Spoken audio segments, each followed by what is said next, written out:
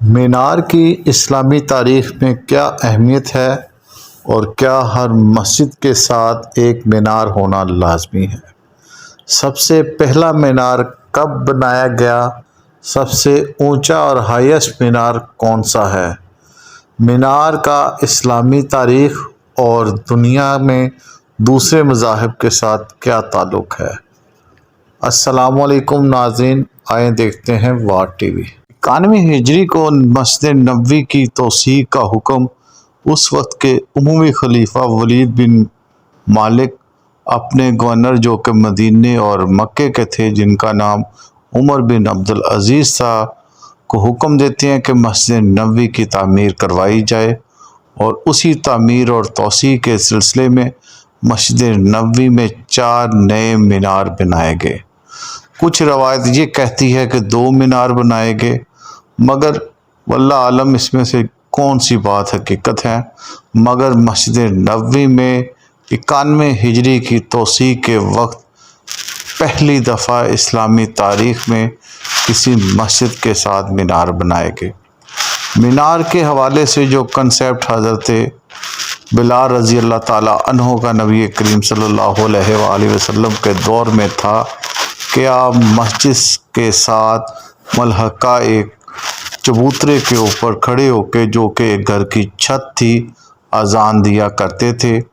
تو یوں اذان کے لیے پبلک کو آگاہ کرنے کے لیے ایک اونچے مقام سے کھڑے ہو کے اذان دینا نبی کریم صلی اللہ علیہ وآلہ وسلم کے دور سے روایت ثابت ہے۔ اسی طرح ناظرین، عثمانی خلیفہ عبد المجید ثانی، جنہوں نے اپنی خلافت 1840 میں سنبھالی تھی، مسجد نبوی کی توسیع کا حکم دیا، اور اس توسیع کے اندر مسجد نبوی میں 5 ٹوٹل نئے مینار بنائے گئے۔ 4 اس سے پہلے تھے اور 1 نیا، اور اس طرح ٹوٹل میناروں کی تعداد 5 ہو گئی۔ ناظرین، میناروں کی خوبصورتی اس کے ڈیزائن اور اس کی اونچائی کے اعتبار سے دیکھی جاتی ہے، اور مسجد نبوی کے میناروں کی اونچائی 103.89 میٹر ہے، جو کہ دیکھنے کو ایک کرشمہ لگتا ہے۔ مسجد دومہ الجندل، جو کہ مسجد عمر بن خطاب رضی اللہ تعالیٰ عنہ بھی کہلاتی ہے، جو کہ سعودی عرب کے صوبے الجوف میں پائی جاتی ہے۔ یہ مسجد اور اس سے ملحقہ ایک مینار، یہ سعودیہ کی قدیم ترین مساجد اور مینار میں تصور کیا جاتا ہے۔ آرکیالوجی ڈپارٹمنٹ کے مطابق یہ پہلی صدی عیسوی کے دور کی تعمیر کردہ بلڈنگ ہے، اور کچھ محققین کا کہنا ہے کہ یہ حضرت عمر فاروق رضی اللہ تعالیٰ عنہ نے اپنے دور خلافت میں مسجد اور مینار تعمیر کروایا تھا، مگر اسلامی تاریخ اور روایات کو جب دیکھا جاتا ہے تو اس میں کسی قسم کی یہ روایت نہیں ملتی۔ البتہ یہاں پہ مقیم ایک قبیلہ ہے جو بنو عمر سے منسوب ہے، اور کہا یہ جاتا ہے کہ اس قبیلے نے جب مسلمان ہوئے تو اس جگہ کو، جو اس سے پہلے کسی اور مذہب کی عبادت گاہ تھی، مسلمانوں کی عبادت گاہ مسجد میں تبدیل کر دیا، اور یوں یہ پرانی بلڈنگ جس میں مینار اور مسجد موجود ہے دیکھی جا سکتی۔ دومو الجندل 2 مختلف الفاظ ہیں۔ دومو حضرت اسماعیل علیہ السلام کے بیٹے کا نام ہے، جبکہ الجندل پتھر کو کہتے ہیں، ایک خاص ثقافت کے پتھر کو الجندل کہتے ہیں۔ یہ علاقہ تمام اسی پہاڑی ٹیلے کا ہے، اور یوں اس علاقے کو دومو الجندل کے نام سے منسوب کیا گیا ہے۔ یہاں پہ کھنڈرات ہے، ایک قلعہ ہے، اور یہ مسجد اور مینار واقع ہے۔ سعودی حکومت نے اسے نیشنل ہیریٹیج کے طور پر ڈکلیئر کر دیا ہے۔ الجیریا کی جامع مسجد، جس کے مینار کی ہائٹ 265 میٹر ہے، اور وہ دنیا کے مساجد میں سب سے لمبے مینار کی حیثیت رکھتا ہے۔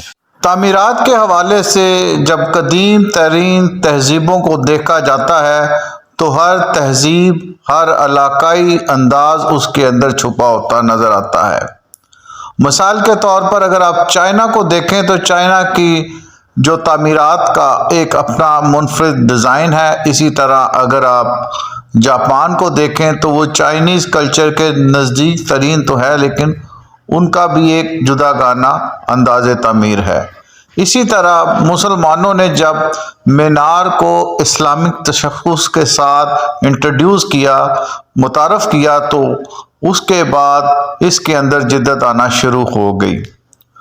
اسلامی طرز تعمیر میں جو کہ 7ویں ہجری سے شروع ہونے والی اپنی عروج کی داستان ہے، وہ کچھ یوں ہے کہ اس میں سب سے زیادہ جو کام ٹرکش یا عثمانی خلیفاؤں نے کیا، اس کے علاوہ مغل بادشاہوں نے، اس کے علاوہ مصر کی ڈیزائننگ نے اور ایران کی ڈیزائننگ نے اس کو 4 چاند لگا دیے۔ اگر آپ دیکھتے ہیں تو یہ 4 ایسی ہماری تہذیبیں ہیں جنہوں نے مل کر اسلامی تہذیب کو پروان چڑھایا۔ دوسری طرف اگر ہم دیکھتے ہیں تو یہودیوں کے ہاں، عیسائیوں کے ہاں بھی ان کی عبادت گاہوں کے ساتھ ایک مینار ہوا کرتا تھا، مگر وہ آہستہ آہستہ مدھم ہوتا گیا۔ اس کی نسبت مسلمانوں نے اسے اپنا مذہبی تشخص یا مذہبی نشانی کے طور پر پروان چڑھایا۔ آج اگر ہم دیکھتے ہیں تو بہت سے پرانے قلعے جو کہ کئی صدیاں پہلے تعمیر ہو چکے تھے، اسلام کی آمد سے بھی پہلے، ان قلعوں کے لیے اونچی اونچی دیواریں اور چبوترے ہوا کرتے تھے۔ ان دیواروں کا مقصد بیرونی حملہ آوروں سے محفوظ رہنا اور چبوتروں کا مقصد دور سے آنے والوں کی تشخیص کرنا تھا، جبکہ اسلام میں مینار کا کنسیپٹ اذان دینے کے لیے دور تک آواز کی گونج کو پہنچانا تھا۔ جبکہ اگر ہم دوسری طرف دیکھتے ہیں تو باقی مذاہب کے ہاں اس کو سٹرکچرائز اتنا خوبصورت نہ بنایا جا سکا جتنا مسلم آرکیٹیکٹ نے اسے 4 چاند لگا دیے۔ لیکن اسی کے ساتھ ساتھ اس بات کو بھی دیکھنا چاہیے کہ قدیم یونانی، گریک اور اس سے منسلک دوسری تہذیبوں کے ہاں فن تعمیر اپنے عروج پہ تھا۔ دیکھتے رہیے وار ٹی وی۔